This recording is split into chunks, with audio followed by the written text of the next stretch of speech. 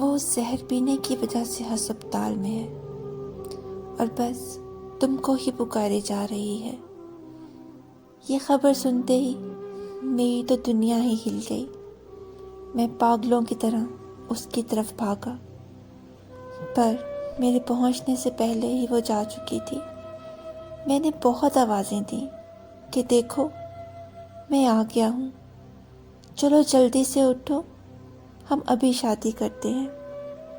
پر وہ نہ تو میری کوئی بات سن رہی تھی اور نہ ہی اٹھ رہی تھی۔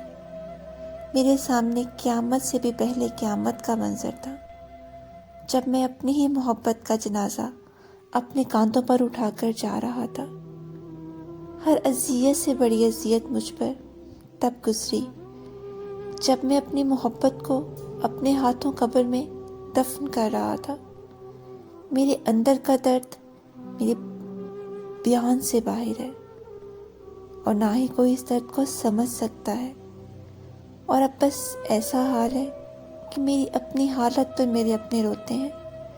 بس ایک پاگل سا لڑکا ساری رات روتا رہتا ہے کہ کئی دن تک کھانا حلق سے نیچے نہیں اترتا، اور لڑکا اس قدر بیمار ہو جاتا ہے کہ جیسے اگلے ہی لمحے اس کی جان نکل جائے گی۔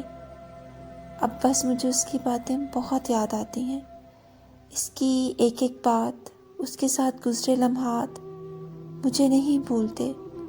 وہ مجھے کہتی تھی کہ تم مجھے بہت رلاتے ہو نا، تو تم دیکھنا میں ایک دن تمہیں چھوڑ کر بہت دور چلی جاؤں گی اور پھر کبھی واپس لوٹ کر نہیں آؤں گی۔ اور وہ چلی گئی ہمیشہ کے لیے، اور مجھے اپنی یادوں کے ساتھ زندہ دفن کر گئی۔